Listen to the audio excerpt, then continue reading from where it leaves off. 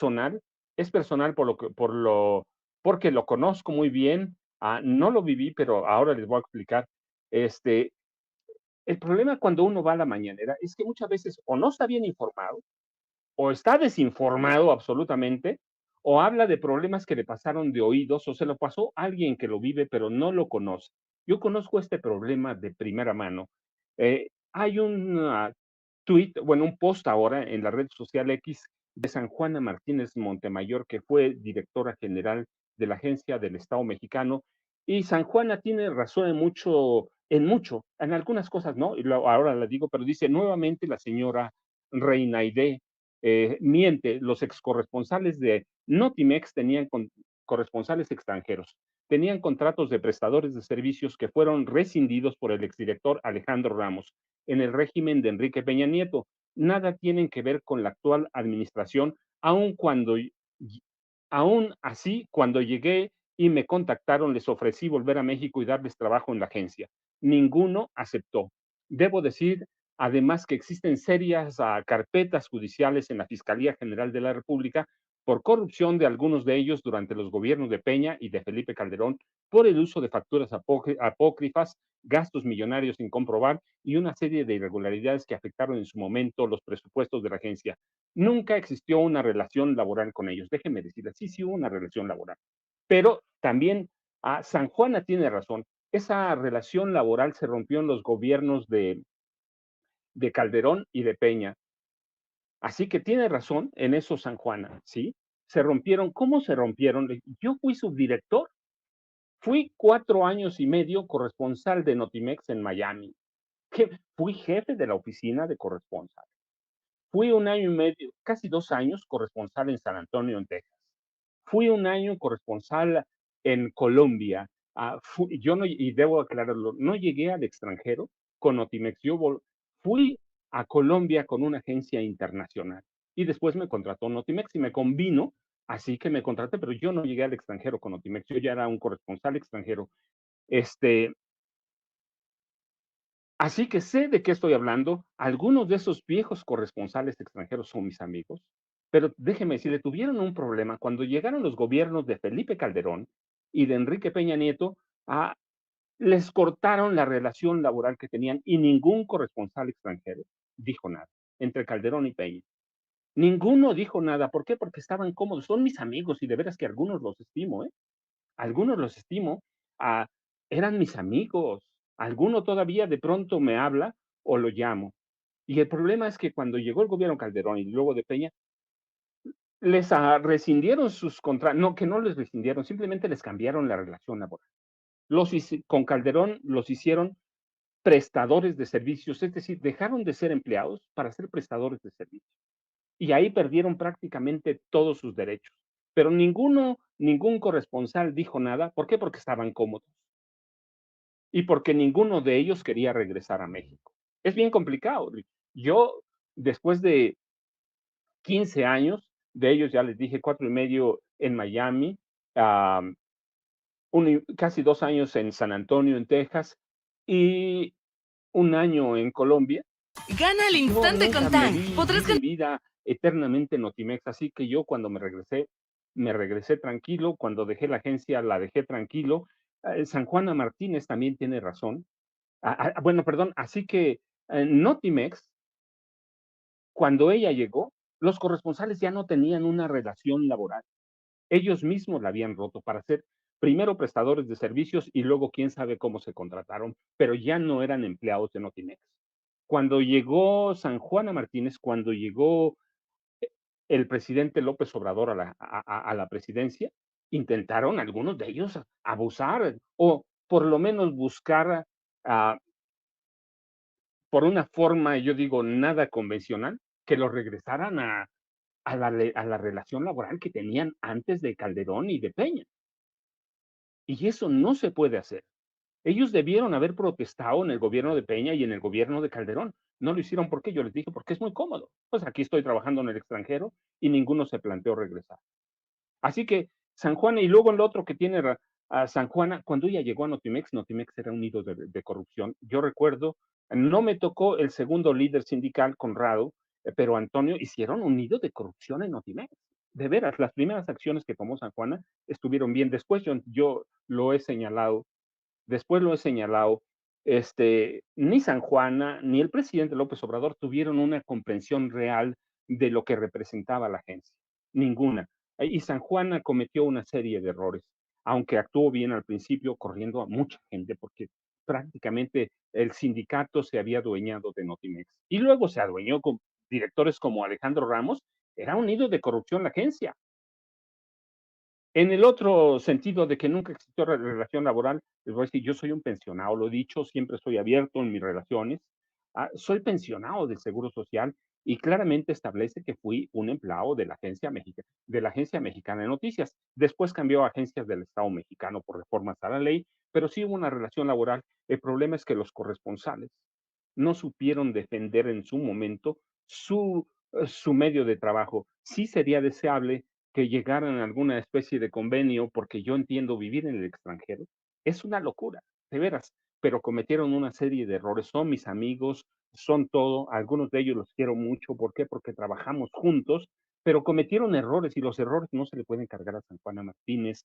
Montemayor, por más que no esté de acuerdo en ella, en muchas cosas, en decisiones que tomó, ya les dije, algunas de ellas muy buenas, algunas no tan buenas y algunas muy malas. Pero en esta tiene la mayor parte de razón. Lo único es que nunca existió una relación laboral. Sí, sí, sí, tan existió que soy pensionado del IMSS y cuando me pensioné se contó el tiempo que tenía trabajando en la agencia. Fui corresponsal, fui subdirector y fui corresponsal, y fui coordinador de operaciones internacionales. Así que el problema de llegar a la mañanera como reina cuando no conoces un tema es que hablas tonterías. Y hablar tonterías no debe estar permitido para un periodista que investiga. Cuando uno llega a cuestionar a un funcionario como el presidente de la República, debe llevar o llegar con los datos sólidos, duros, concretos, de tal forma que el funcionario no tenga opción para, para hacerse a un lado, para evadir la respuesta. Y Reina llegó, en este caso, llegó mal preparada, llegó sin los datos bien, o llegó engañando al presidente y tratando de sorprender a la gente que escucha la mañanera. Así que ese es el caso de Notimex, muy complicado para mis amigos. Yo dejé la agencia en 1997 para ir a trabajar al periódico Reforma como gerente de operaciones políticas en lo que era la agencia de noticias del periódico Reforma. Ya en 2000 la vendieron, se llamaba Infocel, se llama porque sigue operando, hoy propiedad de españoles, pero San Juana tiene mucho de la razón en este caso, le asiste la razón. Los corresponsales dejaron sus derechos cuando renunciaron o cuando les ofrecieron contratos de prestación de servicios. Y yo digo, soy un empleado, ¿cómo va a ser prestador de servicios? Y luego cuando llegó Peña, pues peor, se lo rompieron, pero estaban cómodos.